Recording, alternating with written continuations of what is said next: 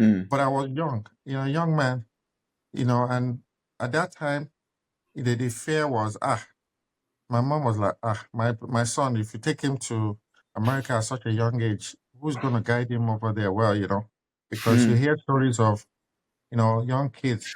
It's not enough. I mean, the parents are there, but they're following him to school to know mm, the influence that the friends will have, peer pressure. mm, And what happened was, by the time I got to Chicago, the neighborhood we were living in, um, it was on the south side of Chicago. I don't know how much you know about Chicago, but there mm, was a lot of gangs, and me, I wasn't in any gang, but the people that I lived with, they were younger than me. They were in gangs. Gun. Wow. They were easily persuaded or Mm, moved with influence. those, trying to impress people and all that. I wasn't, because Mm, I was already 19 years old by the time I came. as If a I was Niger boy. 15, 14, 13, I Mm. would have followed the crowd. But by the time I was 19, almost my eyes are seeing wine in Nigeria, I was just like, I was ready to just succeed. There was Mm, no, I mean, I wasn't going to be following people left and right. No, no, no. mhm, The people I mhm, will mhm. follow would be people that are going somewhere.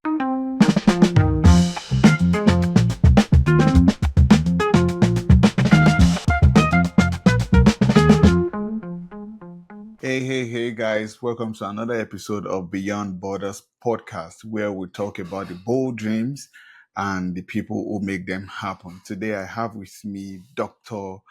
Ogunlana, my very wonderful uncle that has been very gracious to me since we met.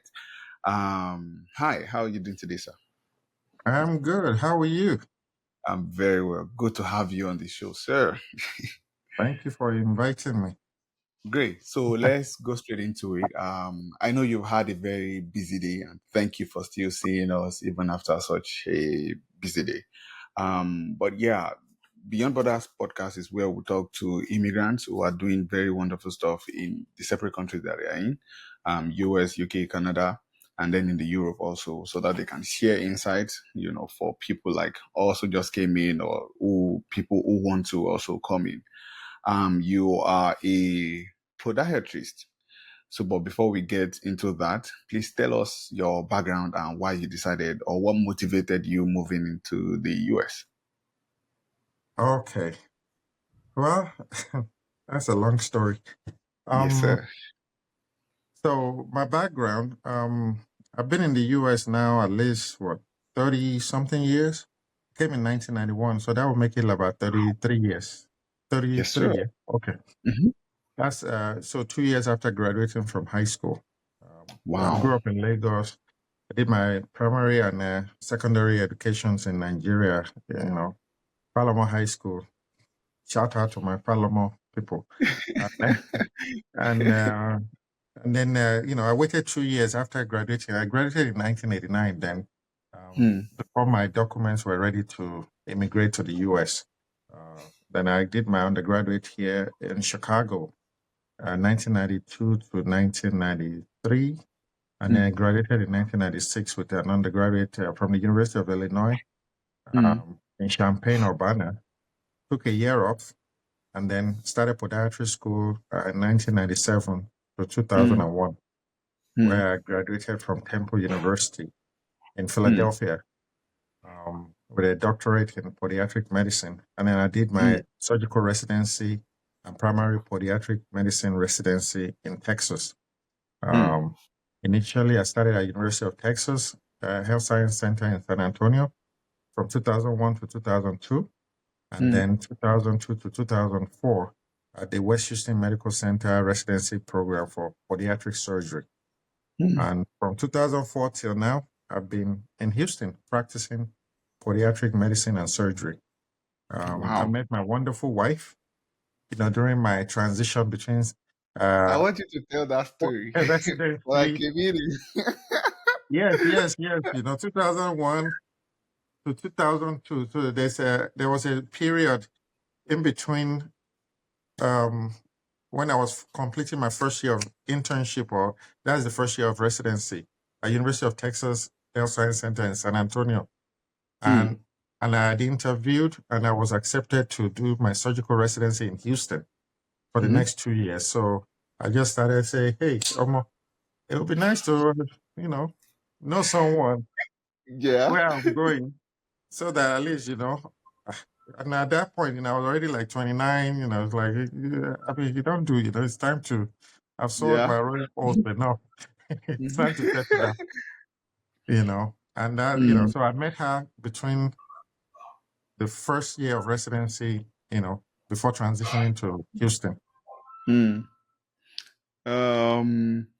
Um, so you've been practicing for over 20 years now. I've been practicing for 20 years since residency. Yeah, because I She said completed my that was residency in 2004. 2004. Yeah.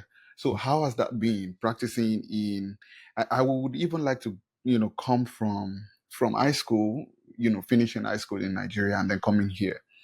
Did you have people here who helped you with all of these steps and all of this direction and guidance and all of that? Because I would imagine that you were a young boy coming into a country that is even totally different from where you're coming from. How did that process That go and all that? transition.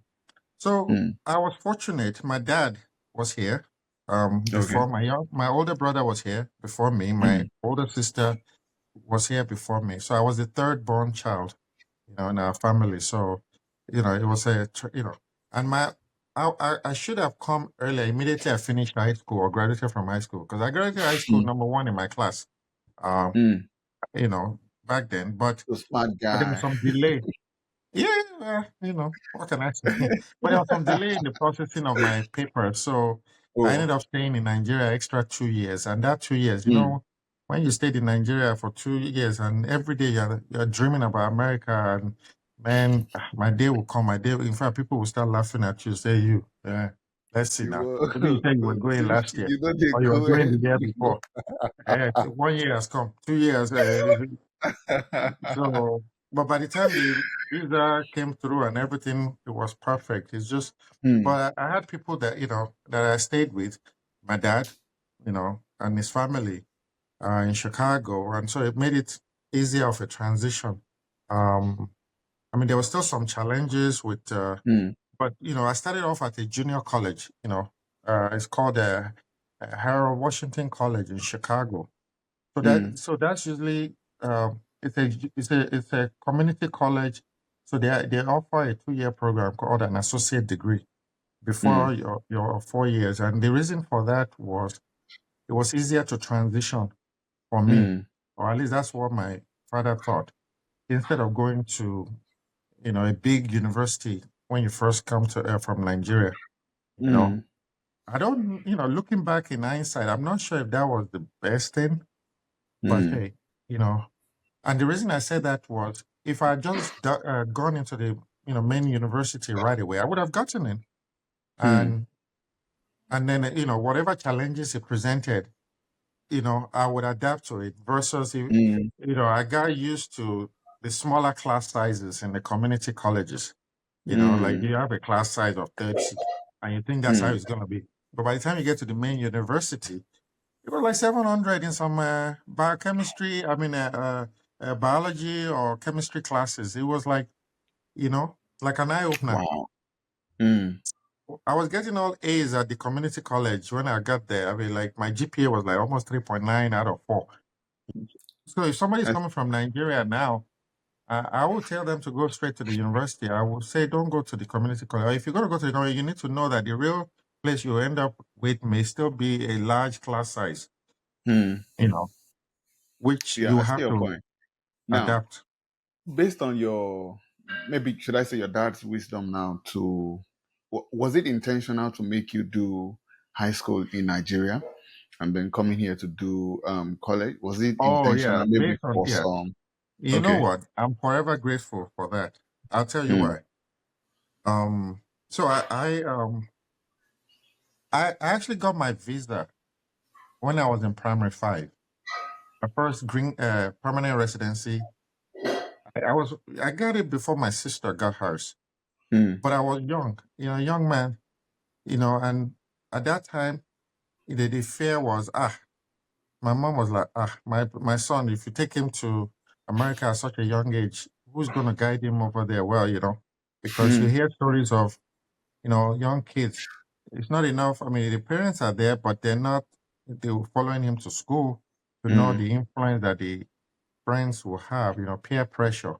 mm, And what happened was, by the time I got to Chicago, the neighborhood we were living in, um, it was on the south side of Chicago. I don't know how much you know about Chicago, but there mm, was a lot of gangs. And and me, I wasn't in any gang. But the people that I lived with, they were younger than me. They were in gangs. Gang. Wow. They were easily persuaded or Mm, moved with influence. those, Mm, trying to impress people and all that. I wasn't. Because mm, I was already 19 years old by the time I came. as If a I was Niger boy. 15, 14, 13, I Mm. would have followed the crowd. But by the time I was 19, almost my eyes are seeing wine in Nigeria. I was just like, I was ready to just succeed. There was Mm, no, I mean, I wasn't going to be following people left and right. No, no, no. mhm, The people I mhm, will mhm. follow would be people that are going somewhere. Yes, sir. So, so the young people that came, I mean, it's by the grace of God, especially boys, that they did not end up in jail or dead, or because they were always following all these other kids, American kids that, you Mm, know, they'll get into trouble. They don't listen to their parents. And before you know it, they've been arrested or something like that. mm. So the wisdom, I mean, it paid off to do high. In fact, if I had known, I would have done medical school in Nigeria too. Really? Yes, because then Why I do you would say just that? take the exam and come here with no student loan and be practicing. Hmm. Some of my friends now, a lot of them that went to school in Nigeria, they don't have any student loan. Me, I'm just about to pay off my student loans Wow. like in the next few months. Wow. Because over here, they'll give you money to go to school, To go to you school. know? Yeah, financial aid in the form of grants, loans. The loans you have to pay back, the grants you don't have to pay back, scholarships you don't Mm, have to pay back, mm, monetary awards you don't have to pay back. But the money is never enough. And we mm, used to think it was free money, except you don't mm, realize that if you borrow $2,000 now and then they say, you have 30 years to pay it off. It's not 2,000 you pay back. You pay like almost 10,000 back on that 2,000. mm. If wait, because the interest keeps adding up and adding Keeps up over going the on. years. Hmm. So, but Hmm. we thank God I where we are see. today. So, you mentioned where, when you were in Nigeria coming here, maybe at 18, 19, you were dreaming each day of, waiting for the day I would enter the US and I all of knew more that. about America than the average American. In fact, in Nigeria, how in school, let's say in English language, they'll tell you to write an essay about something. Like Hmm. they say, come up with a story about your last vacation. Me that had not left Nigeria, I wrote You could a write. story about going to the car racetrack, Indiana racetrack or some racetrack like that, because I read Oh, about it in that's the wild. encyclopedia. And I was so vivid in my description, and they thought I had traveled. I said, Wow. my mind So had does all already of those gone. things doesn't meet your expectation, when you eventually came into the country? What was like When I your came here, I first didn't go to culture I've shock not gone and to all the of that? racetrack. Culture Hmm. shock. The, let's see. When I came, the first day I came. Okay, so I'll tell you another, a big culture, a big shock. So I thought I was prepared.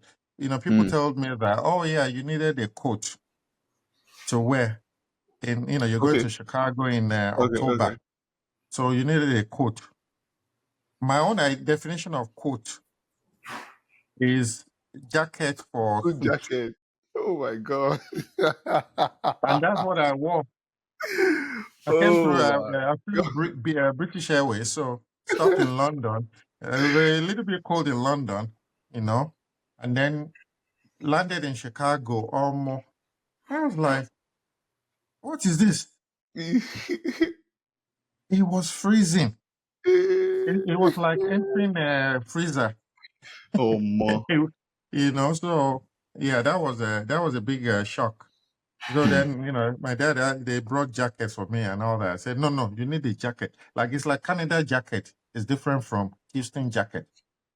Like, Mm. if you visited somebody in Canada now and you say you will wear something different, or you go Yeah. to Norway or Sweden or all this Iceland, the Mm-hmm, mm-hmm. jacket you wear is not the same one you wear in Houston. True. True. They're designed differently because of the temperature and all that. And then, of course, at the airport too, I was surprised that there were cracks in the walls, and like I just did not. I thought America everything was going to be smooth and Mm. the roads would be clean, and Mm. I was like, okay. Everybody has faults eventually.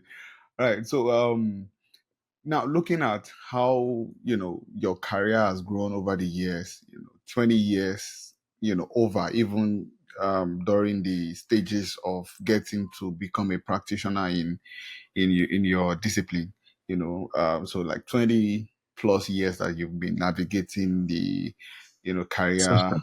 waters, and then even your personal life. What are the most challenges that you would say what are the challenges that you would say were the most difficult to overcome, and then how did you overcome them? Like maybe one Um. significant one that was really something. Well,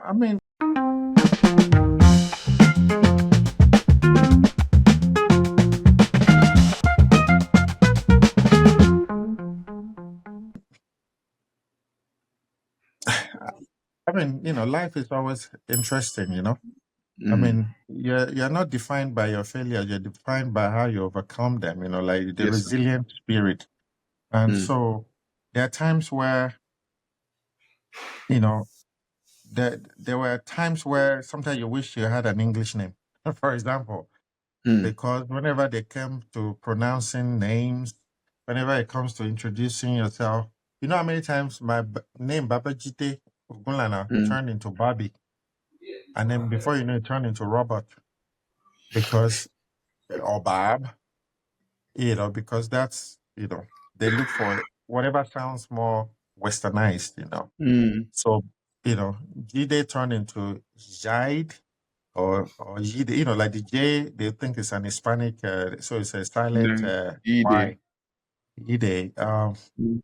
Of course, Ogo, like at graduation, oftentimes when they call, when they're calling names, by the time they get to your name, they will hesitate.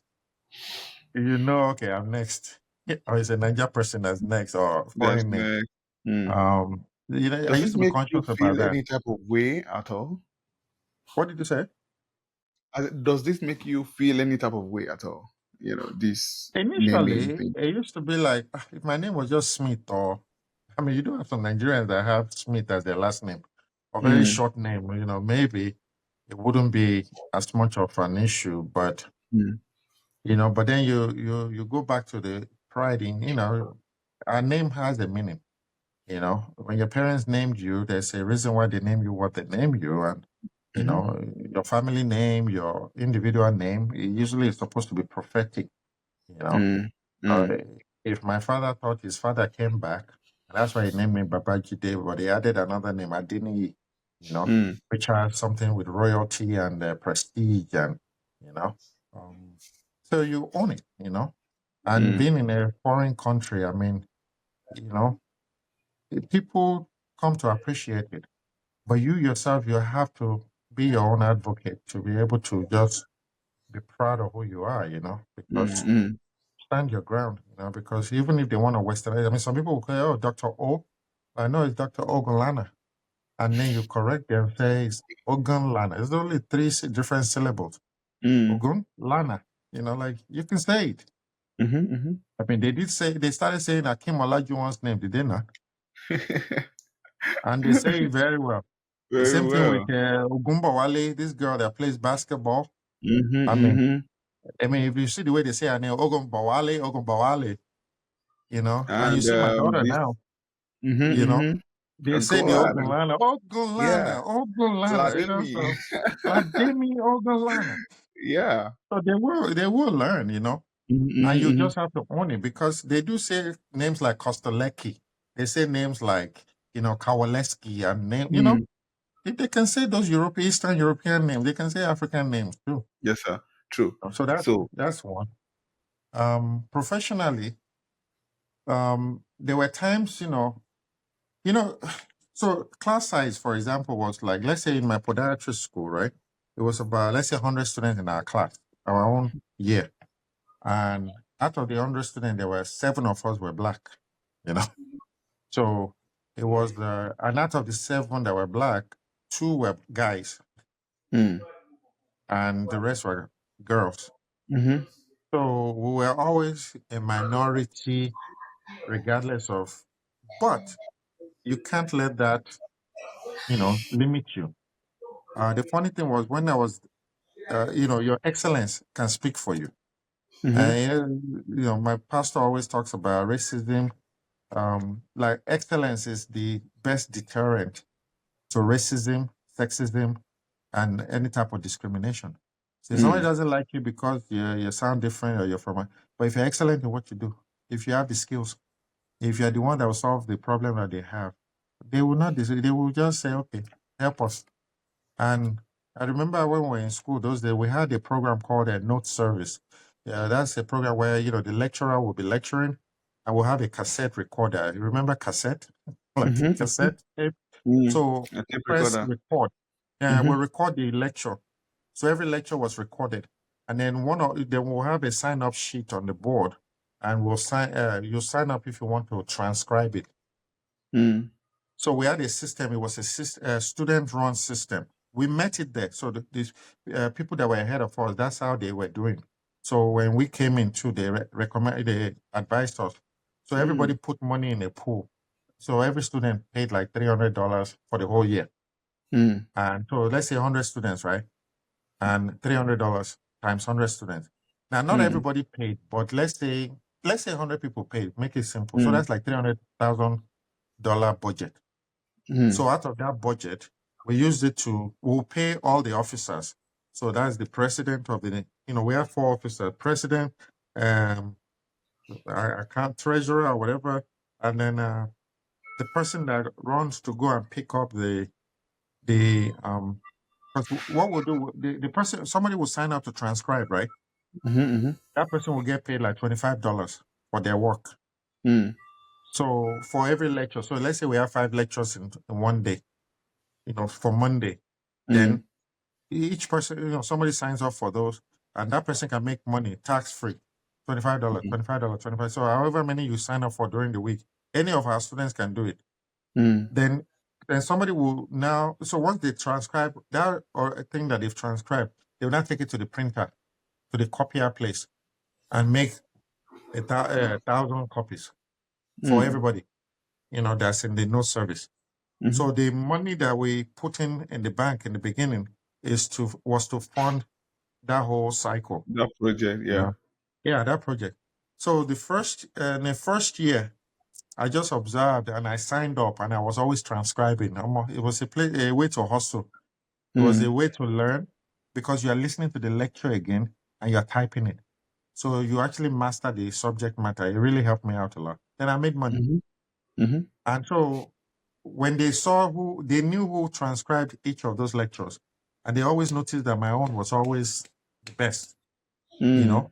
Like I will make it make sense. Like the grammar will flow, the comma where it's supposed to be, the semicolon, next paragraph, You're not just, you know, like conversation is different, but you're not just typing. But you Mm-hmm. type in a way where people can follow the The subject matter. conversation, So yeah, when they're reading it, it's easier for them to to understand. understand. Mm. So the following year, it was time for election of new officers. So every year they elect new people. I put in my name to compete for president, with no service. Mm. I wasn't buddy buddy with everybody, but I was nice. But my work spoke for me, and I Mm. won. I won. So I was making money as the president of no service. I was making money as a transcriber because I could transcribe too, you Mm. know. But I had to be the one to oversee all those things to make sure everything is running smoothly, and Yeah. But it worked out very well. Mm. So that was a lesson for me, where it's like you work hard, you let Mm. your work speak for itself, people will be the ones to even be recommending you, you know. And that is why even in our profession, in this profession now, I mean, I don't do a lot of social media blasting left and right, Yeah. but word of mouth referrals, people just, having something good to say about what you've done for them to help them solve their food problem. It goes a long Mm, way. And then mm, them bringing their family members, their wives bringing their husband bringing their wives, their child, their mothers, their grandma, you know. I mean, it speaks a lot, and it means a yeah. lot to me, Correct. That's when true. we have that kind of referral. So I hope Mm. I answered your question. I Yes, can you go off did. on You tangent did. something. Excellently. Yes, you did. Um, so aside what you said the other time about deciding to do your, medicine school in In Nigeria, doing Nigeria. medicine in Mm. Nigeria, yeah, before coming here, is there anything else you would have done differently? Which part? Before I left. No, no, no. Like since you've been here,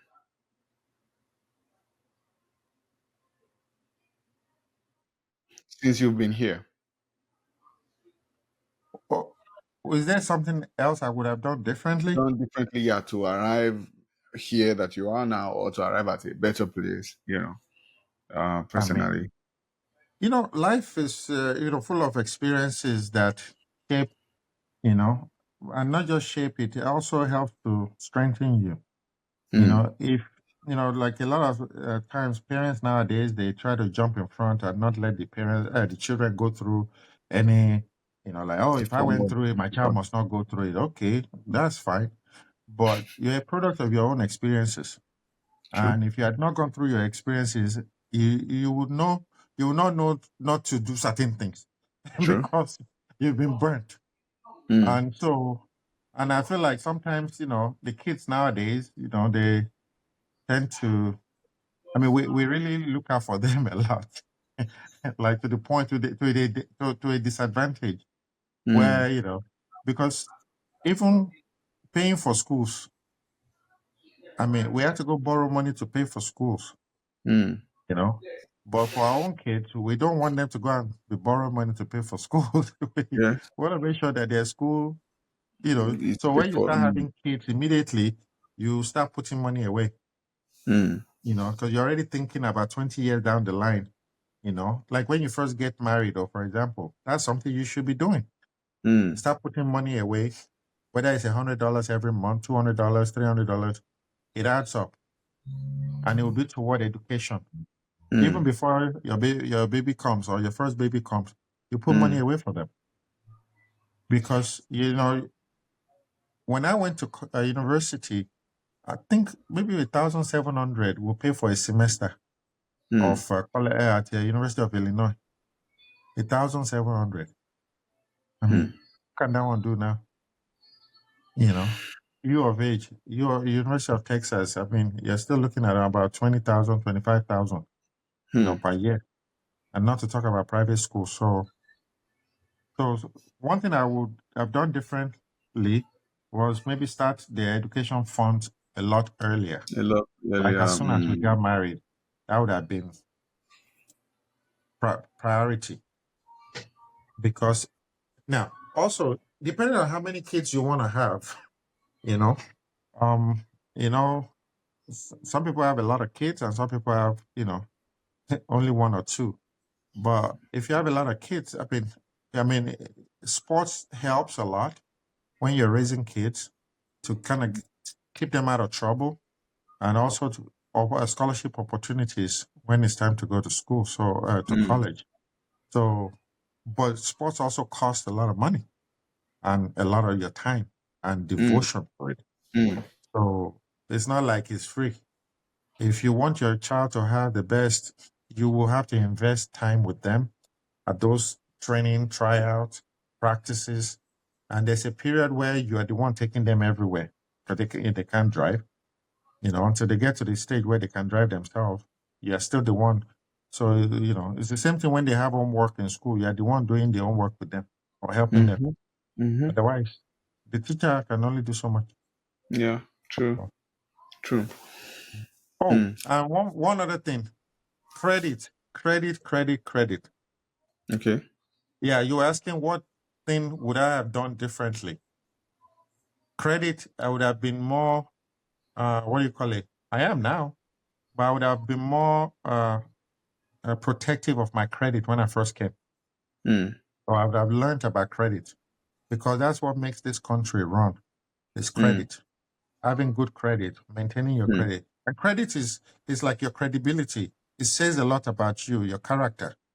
It's mm, like you borrow money and you say, "This is what I'm going to do, and every month I'll pay you this amount," and you pay it, and then they record it that you are paying what you said, mm, what we agreed on. And so if you default on it, then they go and report it. So it's a ding against you on the credit report. So mm. we don't have that in Africa.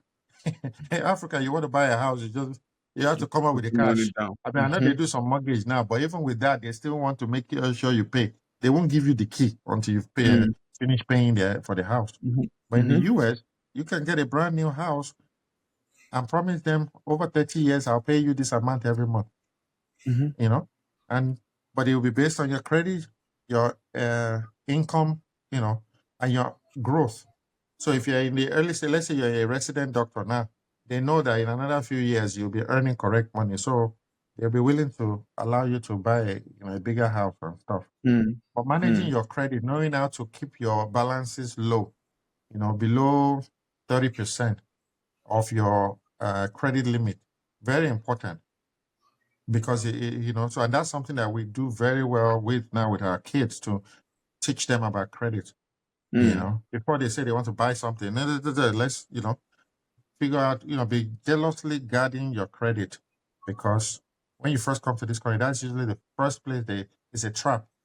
When I was in college, my first week on campus, in fact, it was at University of Illinois that they first got me. You know, I mean, they were just giving out free T-shirts and free mugs and cups. Say, oh yeah, just sign up for this thing, sign up for this thing, sign up for this thing. Oh yeah, we'll give you a credit card. Don't worry, you don't have to pay for the first year. You don't have to pay mm, this thing. You don't have to pay that thing. And then by the time you get too many of those, and then you get overwhelmed, with, mm, because if you're not disciplined yet, you just say, I want to buy a new TV. Oh, I want to buy something. Or I want to take my girlfriend out, to a nice restaurant with mm. credit card money, you know. So it's easy to damage credit that way. Yes, sir. And yeah, so Yes, sir. there's a Thank lot you to so it. much. That's one Yeah, of those things. that's so great. On the flip side, what would you say is your biggest achievement so far, and why would you choose whatever your answer would be? The biggest achievement. Mm-hmm. Well, you mean in America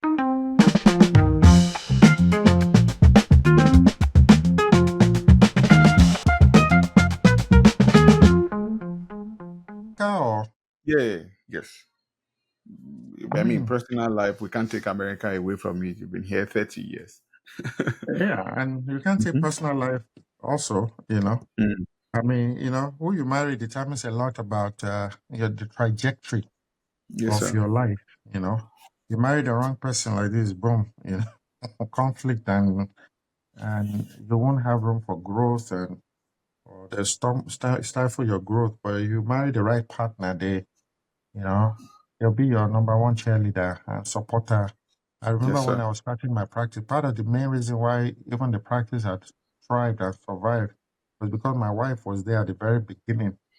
She was the one even coming up with a business plan, and she was even in the office helping to set up things and run things, before she, started doing her own career. And Mm. that really made all the difference. Um, so I think, I mean, if there's any biggest achievement, that is marrying the right woman. I mean, Mm. and me at the stage I'm at now, I love to travel. I love to travel home. I mean, there's a connection I have with Nigeria that I just like to be there, like to hear all that noise and the traffic and the smoke and the cars and eat some Uncle, what's real pepper happening? soup, real fish. I don't know if you're missing it already, but I can't wait for the next, just go there. But I know, say, once I go there, it's time to go again. So, That's like, it's time to come back. I know it's an expiration date. It's not like I'm stuck. so you But do I this, always okay, enjoy, let's go. when I go, it motivates me. By the time I come back here, I'm like, hey, now I can, you know. So if I think about $100, I'm already thinking conversion. Okay, that's about 200K. 156,000. What can I Yeah. want to do? Why would I not go and spend $100 on dinner? What kind of rubbish is that? You convert it to naira. Let me get a property. Let me invest in, Yes, sir. some fixed That's a deposit good and get place I some would good like us return on to investment. go to. Hmm. That's a good place I'd like us to go to a little bit. But before we go into that, if you're watching and you have not subscribed yet, that's a sin. Please stop sinning. Subscribe now, like, comment, share, tell your friends about this so that you can hear this sort of insight, this kind of advice from somebody who have lived this. So you gain from their insight and then you make your own stay here a very much more profitable one. So what do you think about people, or do you have investments in Nigeria? Like Mhm. properties or businesses? Do you invest in businesses in Nigeria? Yeah, we do quite a few. I mean, Nigeria is a lot of opportunities. You just have to you learn. Again, Hmm. I've been burnt Hmm. and I've learned my lessons on some investments. But real estate, works. The challenges we have with that environment is this devaluation of the naira that goes on, and it makes people panic. Hmm. Where you know maybe you bought something when the naira was 300 naira to $1. And Hmm. now, yes, in terms of naira, it may look like it's gone up in It's value, appreciated, yeah. but But when when you you now convert change again, it to US dollars, you're like, wow, I've lost money. hmm. Um, the investment in Nigeria is not really meant to be repatriated back to the US. So if you get that mindset straight, Hmm. then you won't lose sleep over it. Because that same money, if there are people that go on vacation to Nigeria, they spend over 40, $50,000 Christmas, family of say six or seven, Hmm. all of them Hmm. flying, and then all the money they'll spend over there before they come back. They will spend nothing less than 30, 40,000. That same Hmm. 40,000 nowadays, what is it in naira? It's already knocking on 100 million maybe 60 almost. million. Has it Hmm. gotten to 100 or So it's 80 like million? around 1.7 there And about so it will now. be about 60, 70 60, million. 70 million, yes. I mean, as I'm sitting right now, I can get a property that will be nice. It may not be in Lekki Phase 1, but it would be somewhere, decent Hmm. for 80 million, 70 million, Hmm. Mm-hmm. And that's how I look at it. Because that money, if you keep it here, you will spend it one way or the other. You spend it on vacation, Hmm. I'd rather go to vacation in Nigeria a lot of times because when I go, if I have a house and a car, then I don't. It costs me less. All I do is just buy ticket and I'm home. Hmm. The money I will spend there is not much, and the money I will spend there will take care of itself over there. Hmm. Which is, you know. So if you have investments there, that will be paying for itself. And that's how So growing up, my mother, my father, they used to all talk about, oh, you must have a landed property and all that. We've done that, you know. Hmm. But at some point, it gets to a point where you have to decide, okay, whether it's landed property, whether it's fixed deposit, whether it's off-plan projects, but with the right company, reputable companies, because if you go and invest in an off-plan project and they don't deliver, because sometimes it may take 4 years, 5 years Hmm. before off-plan projects can, Take off. materialize. Yes. And some people will lose their, their peace of mind over that. So, but when they do materialize, it's like a worthwhile because the money would have triple, doubled, triple, quadrupled in value in naira. Hmm. You know. Um. So. Yeah. Great. Great. So your final words to people who are here, maybe who just came in, or people in other countries of the world who would like to, come into the US. Final words, advice. What should they keep in mind, and what should they take note of? I mean, it all depends on what status they're coming in as. Of course, if they're coming in as immigrants or they're coming in as students and intending to transition to, what do you call it, green card holders and then citizens eventually, uh, it matters who you associate with. Mm, Um, there are people that came around the same time I came, and their best friends were people who used to drive cabs, like taxi cabs. Nowadays you have Uber, people driving Uber. It's mm, not that there's anything wrong with that, but the kind of advice you will get will be get toward, I mean, they were suggest whenever I needed money those days, there were times where I thought about it like, oh, if I just go do a little cabby, I could make a quick money. But mm, then I wanted more than that, and so instead of even following that route, I just decided to be a tutor, in school. I mm, applied for, see, one thing in basketball, I'll give you a basketball analogy. If you're afraid to take shots, you will never make any points, right? mm-hmm, But when you take shots, 50-50, you know, you have a chance. Whether it's mm-hmm. 10%, 20%, you have a chance. The more shots you take, the more chances you have. You But if you get, never yes. take any shot, so the thing was, if there's an application or there's an opening, don't be afraid to apply. Mm, If you never applied, well, you will never get it. But mm-hmm. if you apply, there's a chance you may be the only one. You will get, Same thing yeah. with scholarship, same thing with grants, same thing with, you know, even, some other ways or fellowships or some kind of internships and things like that. The point is, you have to always do research and find out what your interests are and if Mm, there are people doing that. And then align yourself with people who are going in the direction you want.